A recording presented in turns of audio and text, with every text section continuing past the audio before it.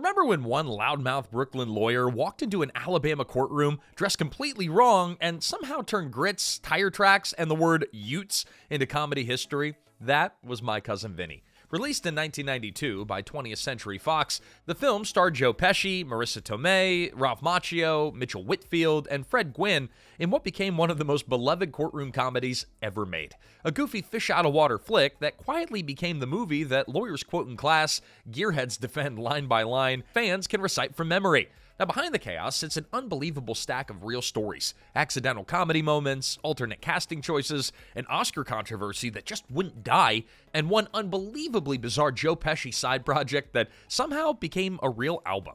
And today we're going over 15 weird facts about My Cousin Vinny. And stick around for number 1 because it completely rewrites who the real hero of the movie actually was.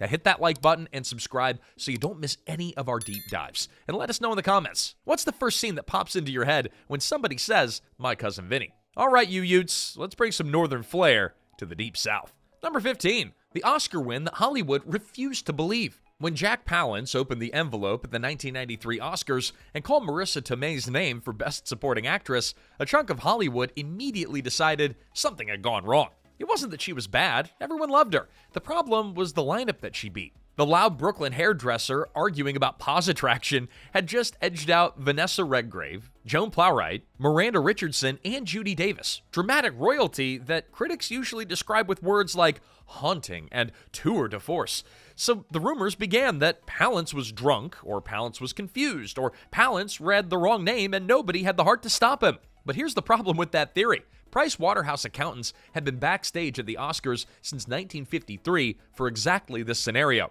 One wrong name and they stormed the stage like Secret Service. We saw this happen in 2017 with the La La Land and Moonlight mix-up. Nobody stopped Palance in 1993 because there was nothing to stop. Tomei had been answering the rumor in interviews ever since. But Mona Lisa Vito dismantling the prosecution is still more memorable to Gen X audiences than most of the prestige dramas from that whole era. Number 14, the two Ute scene happened because the director couldn't understand Joe Pesci. Now, some movie scenes get carefully workshopped over weeks or late nights. Some things happen because Joe Pesci mumbled so hard that the director thought he was speaking another language. Before filming, director Jonathan Lynn, a Cambridge-educated British guy with an actual law degree, sat down with Pesci at a New York hotel to work through the script. This is a guy who probably pronounces every letter in Wednesday, right? Wednesday. I can just imagine it. But Pesci sounded like he was mid-argument over cannoli prices outside of a Jersey deli. And as they talked through the courtroom scenes, Pesci kept referring to the defendants as youths, except that Pesci's natural New York accent would make it come out as Utes.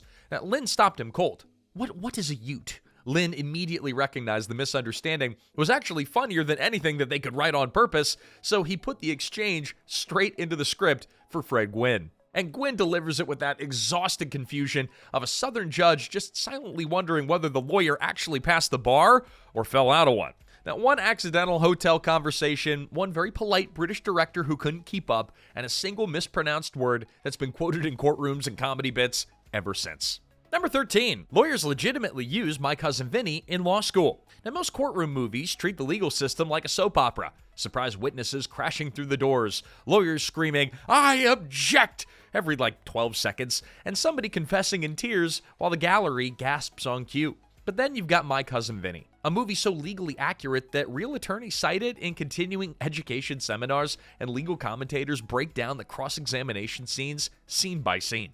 Now, director Jonathan Lynn's law background, combined with him actually sitting in on a real murder trial as research, is why the procedure got such careful attention, even while Vinny was stumbling around Alabama looking like he got dressed at a casino gift shop. But the part that really impressed lawyers was the cross-examination style. There's no Perry Mason confessional bombshell. Vinny just dismantles each witness with short questions, simple language, and the cardinal rule: never ask anything you don't already know the answer to. Legal commentators have compared Vinny's approach to attorney Irving Younger's famous 10 Commandments of cross-examination, which sounds less like a teaching framework and more like something carved into a stone tablet found in a courthouse basement. Not bad for a guy who got held in contempt for what he was wearing.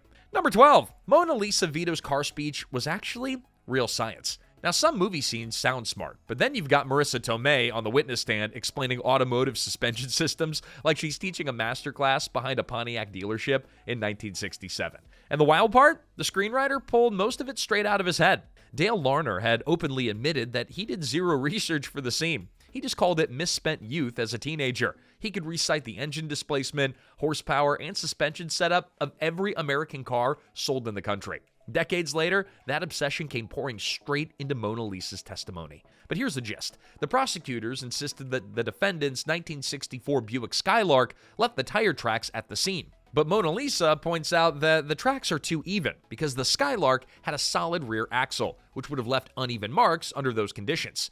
A 1963 Pontiac Tempest, on the other hand, had independent rear suspension, where the wheels could move separately without dragging each other along. Different car. Case unraveled. Then she drops the magic word, positraction, and gearheads everywhere stood up and cheered. Positraction was like Chevrolet's branded name for a limited slip differential, which sends power to both rear wheels for better grip. Car people have been arguing about that scene for 30 years, and Launer has copped the one beauty himself. Mona Lisa says that only 2 other cars could have made those tracks, and there was actually a third though. The Chevy Corvair.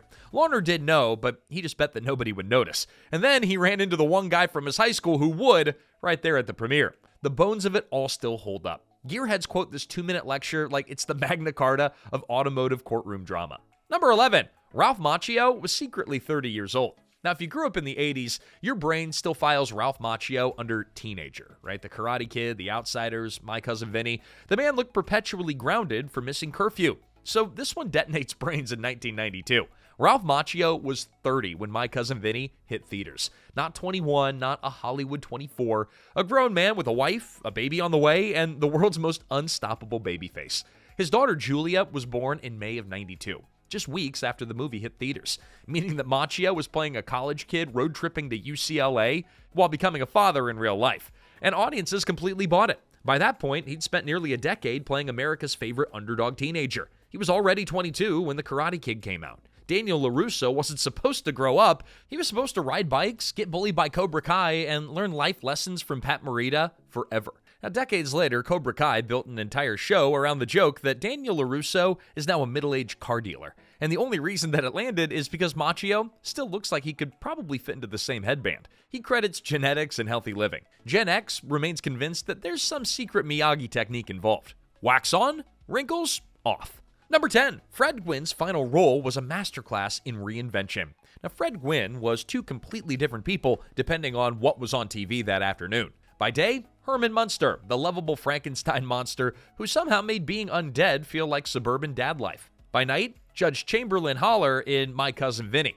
The first time you saw him in that black robe, the goofy sitcom dad was gone. In his place stood one of the most intimidating deadpan courtroom judges in movie history. Calm, razor sharp, constantly trying to maintain order while Vinny Gambini treated his courtroom like a family barbecue. What most people didn't know was how hard Gwynne had been fighting to escape Herman Munster for decades. The man was a Harvard graduate, a former president of the Harvard Lampoon, a member of the Crocodillos a cappella group, and a successful children's book author who built entire books around wordplay and homophones, which makes his courtroom reactions in Vinny hit even harder. That's a guy who could hear Utes and know exactly what was happening to the English language. Gwynne died of pancreatic cancer about 16 months after the film released. It was his final theatrical role. Herman Munster to Judge Holler, the funniest and most dignified man in the room, in completely different ways. Number 9, the Magic Grits cross-examination that broke a witness. Every courtroom movie has that moment. A surprise document, a tearful confession, a lawyer pacing dramatically while string music swells. Well, in My Cousin Vinny, the most devastating takedown of the entire film comes from a bowl of breakfast? Yeah, a prosecution witness swears that he saw the defendants walk into the store right as he started cooking grits. And exactly 5 minutes later, while he was sitting down to eat, he heard the gunshot. Tight timeline, clean story, slam dunk for the prosecution. But Vinny, a Brooklyn guy who had been stuck in Alabama long enough to start picking up the local cuisine, spots one problem. Real grits? They don't cook in 5 minutes. They take closer to 20. And the witness had just proudly testified that he was a serious Southern cook who would never touch instant grits. Snap. Trap closed. Now the witness has to pick a side, admit that the timeline's impossible, or admit that he used instant grits to torch his credibility as a Southern cooking authority. Either way, he's cooked. With these magic grits, the whole courtroom collapses. The jury doesn't need a legal expert to follow that one. They just know that grits don't bend the laws of physics. That's the genius of Vinny's whole strategy. He doesn't out-lawyer the prosecution, he just out-common senses them, if that makes sense. Now, one inconsistency, one relatable fact, one witness who learned the hard way that breakfast, it's got rules. Number 8, the real-life bar exam story that created Vinny Gambini. Now, the film doesn't start with a studio pitch. It started with a story about failure. Back in his college days, screenwriter Dale Launer ran into a guy waiting on bar exam results. If he didn't pass, fine, he'd just take it again and again. When Launer asked what the record for failed attempts was, the answer was 13. 13! Now, most people hear that and feel relieved that it just wasn't them. But Launer heard it and immediately thought, what if that was your lawyer? Well, that became the entire emotional engine of the film. Vinny isn't a polished legal prodigy gliding through Yale law. He's a guy who got knocked down by the system over and over and kept showing up anyway. In early drafts, Launer actually wrote Vinny as dyslexic to explain how someone this sharp could keep failing written exams. Director Jonathan Lynn cut the detail, and Launer has openly disagreed with the call-in interviews ever since. Now, by the time Vinny mentions that it took him 6 tries to pass the bar, you already know who the man is. And that's the kind of lawyer that Gen X would always show up to root for. Hey, quick pause. If you ever quoted this movie in real life or tried to explain Pause Attraction to somebody who didn't ask, hit that like button. And while you're down there, let us know in the comments, what's the most quotable line? Settle it down there and ring that bell while you're at it. Now let's see who's next on the stand. Number 7, the studio's first choice for Vinny was actually the Dice Man, Andrew Dice Clay. It's almost impossible to picture anyone other than Joe Pesci as Vinny Gambini. The voice, the attitude, the ability to turn a courtroom into a Sunday dinner argument, which makes the real casting story almost believable. The studio's actual first choice for Vinny was Andrew Dice Clay. Yeah, Dice Man, the leather jacket, profane stand-up, hickory dickory dock, that Andrew Dice Clay. Fox chairman Barry Diller had a 3-picture deal with him and wanted to plug him in opposite Marisa Tomei. Clay confirmed the whole thing in his 2014 memoir, The Filthy Truth. Then, the bottom dropped out. MTV banned him for life after the VMAs. His manager dropped him. The town turned on him. By the time the dust settled, the 3-picture deal was dead. Vinny offer, gone. And casting started over from scratch. Screenwriter Dale Launer's own first choice was actually Robert De Niro, based on his coiled comedic intensity in Midnight Run. The studio shut it down with a quote Launer has repeated for decades. De Niro wasn't funny, and his movies didn't make money. Within 10 years, Analyze This and Meet the Parents turned that take into one of the most quotable wrong calls in all of casting history. Pesci finally entered the picture coming off of Goodfellas and Home Alone, a guy who could flip from funny to terrifying in the same sentence. Funny how, though. Anyways, after months of casting chaos, somehow he turned out to be the only right choice. He'd actually win his Goodfellas Oscar mid-shoot and then show up to set the next day, clutching the trophy in his arms for a take. Number 6, the terrifying owl was completely real. Now, anyone who's ever stayed in a creepy cabin in the middle of nowhere knows the moment. One weird sound outside, and suddenly you're convinced that the woods are conspiring against you. That's exactly what happens to Joe Pesci during the legendary screech owl scene. And here's the part that nobody believes. That horrifying little nightmare bird was completely real. It's not a puppet, it's not an animatronic, no tiny Muppet operator crouching behind a tree. Director Jonathan Lynn has said over the years that most viewers just assumed the owl had to be fake because of its comedic timing being so perfect. Lynn also said that they got the entire reaction in a single take and never had to reshoot it, with a wild bird on the first try. It was a real bird, just lightly trained, but mostly lucky. To get the owl to open its beak on cue, trainers used a trick that sounds completely absurd. They put a small piece of beef directly in the owl's beak right before the shoot, and a few seconds later, the swallowing reflex would naturally open its mouth, giving the crew a tiny cinematic window where it suddenly looked like it was unleashing a demon scream. And the actual screeching sound, that was added in post. Real screech owls don't actually make that noise. They sound more like a creepy lullaby, but visually, the demonic little face, that's 100% authentic, which is why a generation of Gen X kids suddenly became suspicious of every nighttime forest noise for the next decade. Number 5, the jail scenes were filmed in a real prison with actual inmates.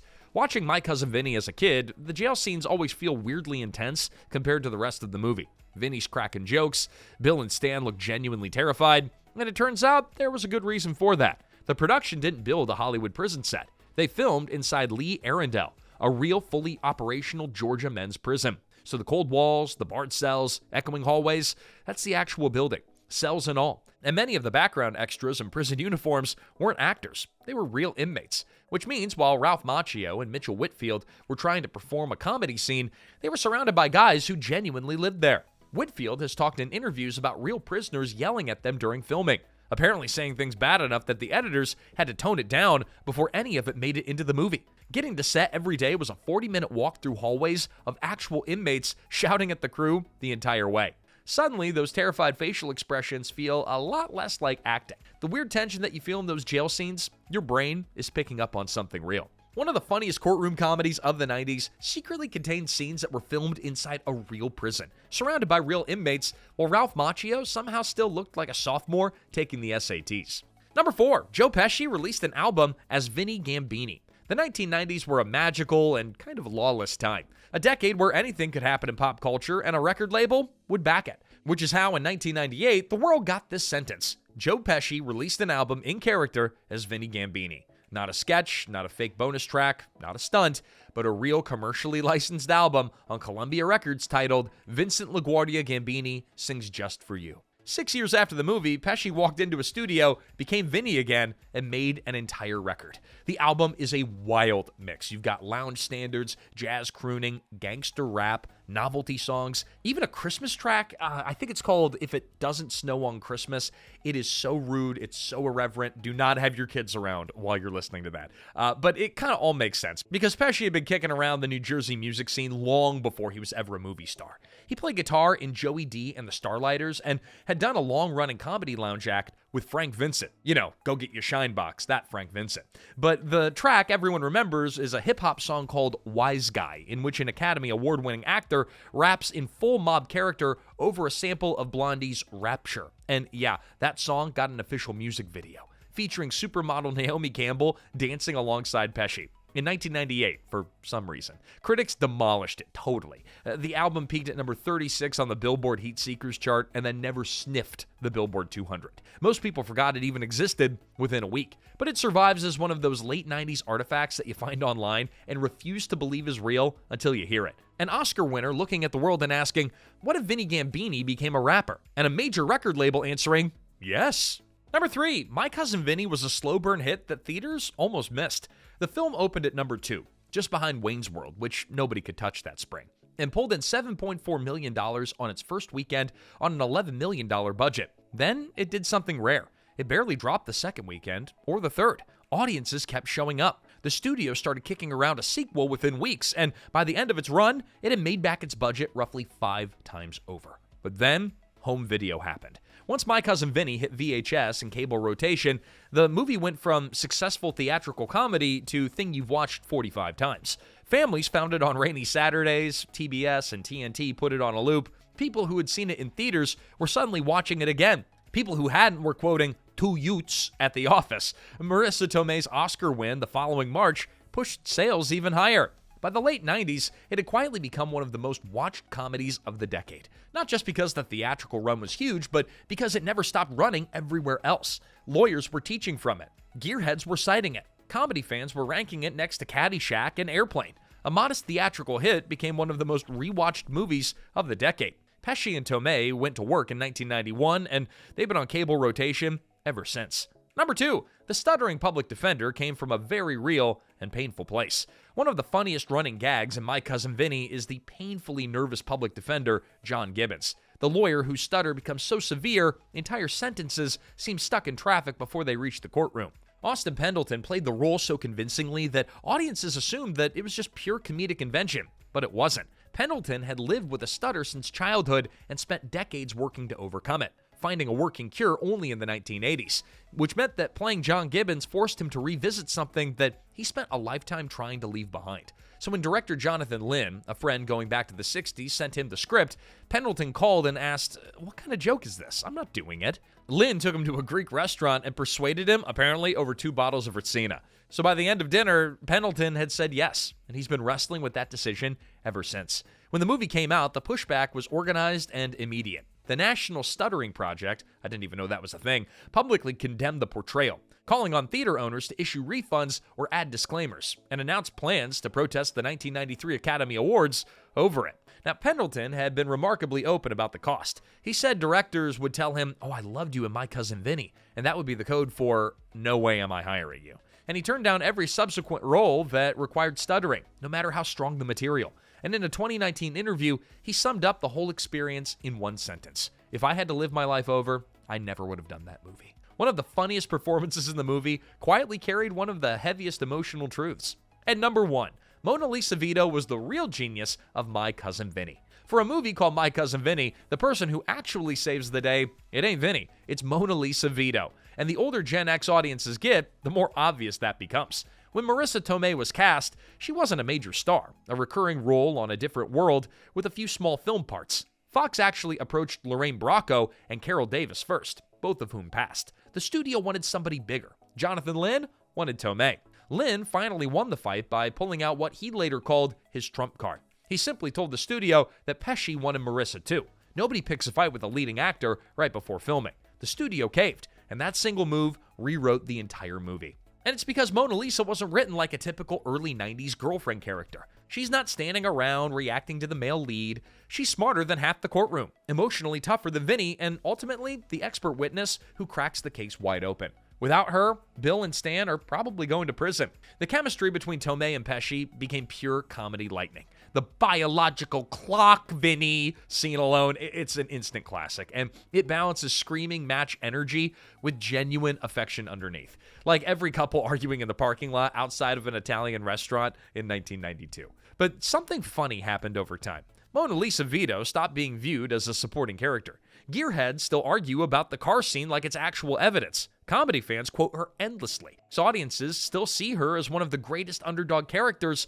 of the whole decade. Now here's the kicker that almost nobody knows. The studio originally wanted to cut Mona Lisa from the movie entirely. They didn't understand why she got the big closing moment. Screenwriter Dale Launer fought back hard, telling them that she's the best thing in the script. He won that fight too. If he hadn't, the most iconic scene in My Cousin Vinny never happens. The real MVP of the movie almost didn't exist, and the only person in that whole courtroom who saw the truth from the start could have been left on the cutting room floor. And there you have it, everyone. 15 weird and wild facts about My Cousin Vinny. 30 plus years later, it still works on every level. The jokes still land, the courtroom scenes hold up, the chemistry between Pesci and Tomei, it still feels electric. The film about two terrified college kids, grits, and automotive suspension became one of the most rewatchable comedies of the decade. And don't forget to like, subscribe, and share this with a friend who still argues about magic grits like it's actual courtroom evidence. And until next time, are you sure? This is Remember When.